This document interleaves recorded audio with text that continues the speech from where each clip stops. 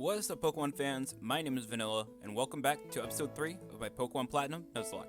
If you don't know this series, I'll leave a card in the corner so you can watch from the very beginning. But as a reminder, a Nuzlocke run introduces self-imposed rules to make the game harder. For example, if a Pokemon faints, it is dead, and I can no longer use it. In this episode, we're going to head to Hearthome City, continue to train to be the very best like no one ever was, and more. If you enjoy the series at any point, remember to hit the subscribe button and ring the notification bell. It's completely free, and you can change your mind at any moment. With that out of the way, let's catch right back up at Eterna City. When we last left off, I had a bike, which means it's time to head down Cycling Road. But first, there was one thing I wanted to do. I went into the Eterna Forest to train with Tony Hawk. One of the later gyms is a fighting type leader, and I wanted to be ready for it. After I did all that, I walked past the exit of Eterna Forest and went into this building. This is the old chateau, which is home to a lot of ghost type Pokemon. However, we only want one ghost in here, so I put on a rappel and had Goku in the lead. Didn't want anyone jumping me. If you head here at nighttime in-game, there's a TV you can interact with, and by thumping it, you'll encounter a Rotom. This is the only one in the game, and I wanted to catch it.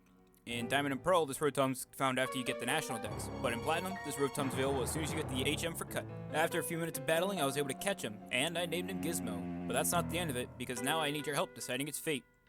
Platinum is the game that introduced Rotom's appliance forms, which became competitive monsters since they didn't change their typing from Ghost and Electric. They also got a huge stat boost. However, to get access to these forms, you need an event item called the Rotom Key. If you think I should let myself use these forms, let me know in the comments below. After I caught Gizmo, I continued to train Tony Hawk and Goku in the Eterna Forest, and eventually, Tony Hawk evolved into Staravia and gained the ability Intimidate. Now we're one step closer to having a very good team. After all that, I went down the Cycling Road on Route 206 to continue my quest to be the very best, like no one ever was. I beat up all the trainers with Goku. He's very strong. Plus, it's great EXP for Carp so that she could evolve into Gyarados. Before I continued Route 207, I made a pit stop in Orbrick City and added Queen to my party. Remember that thing I said last week? It's time. If you go to this girl in the Orbrick City, she'll offer to trade her Abra in exchange for a Machop, and it'll be at the same level as the Pokemon you traded. So now, we have Kaza the Abra on our team. Pokemon you get in trades get a 50% EXP boost, so that means I can easily level up to a Kadabra and have some psychic power backing my team up. However, I immediately dumped Abra into my PC to get Primus. It was time to hunt for a Gible. Gible have a 20% encounter rate in the secret entries of the Wayward Cave, and because they can be found at level 20, I can put a repel on to up my odds of only encountering Gible. But I did not encounter a Gible, I encountered only fear and dead Pokemon. My encounter in the Wayward Cave was an Onix. I sent in Weed Eater to try and chip down its HP since I wanted to catch it, but it hit a rock tomb, making me slower. I didn't run, so I tried to catch it, and wound up losing the first Pokemon of the run. RIP Weed Eater. In a fit of rage, I proceeded to murder every Pokemon I could find. It was personal.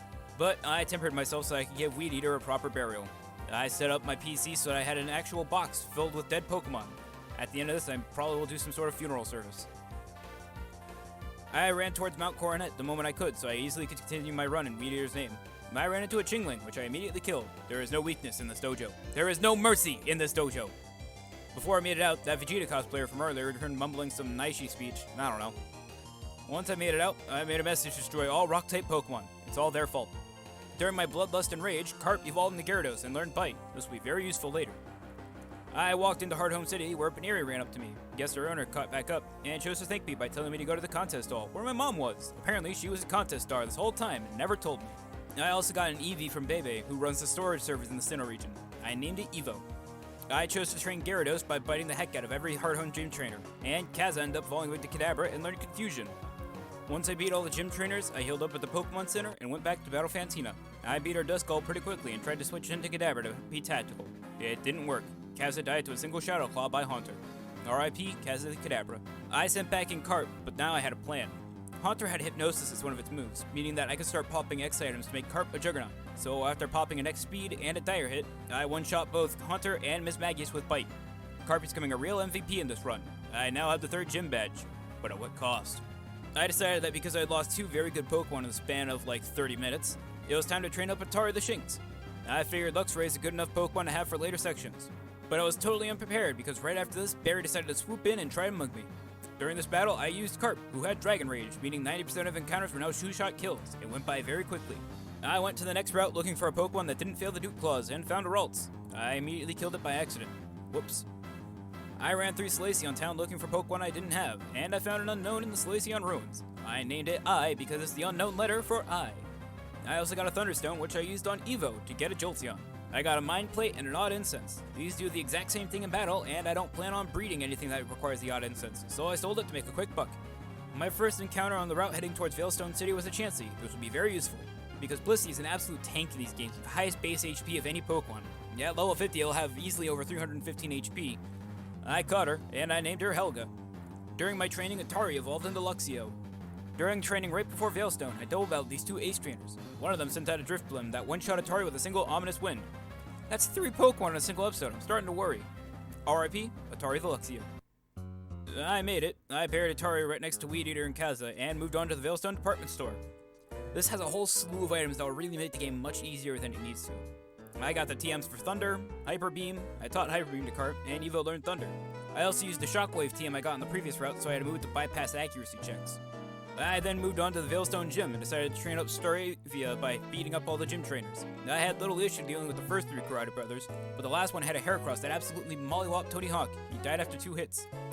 RIP Tony Hawk to Staravia. That's 4 Pokemon dead now. I really need to reconsider my team.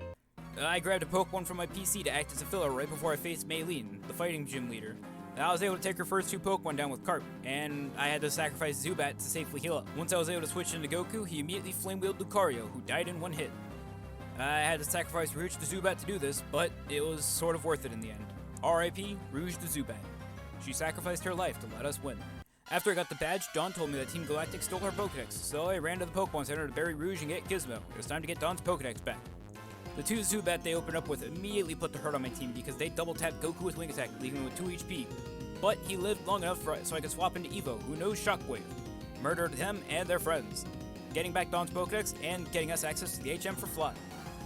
And while I don't have a Pokemon on my team currently to use Fly, I do have a plan. If you remember my first episode, the first Pokemon that I caught was a level 2 female Starly, which I erroneously named Tony Hawk. Well, it's time for Tanya Hawk to take the stage. And this will be where I leave off this episode, and my team's looking rather rough after losing something which I'd like to call the mid-game massacre. I believe I can rebound from this before I challenge Crash Awake, which will happen next week. Once again, if you like these videos, don't forget to rate, comment, subscribe, and don't forget to ring that notification bell so you'll never miss a video. Until then, my name's Vanilla, and I'll see you next time.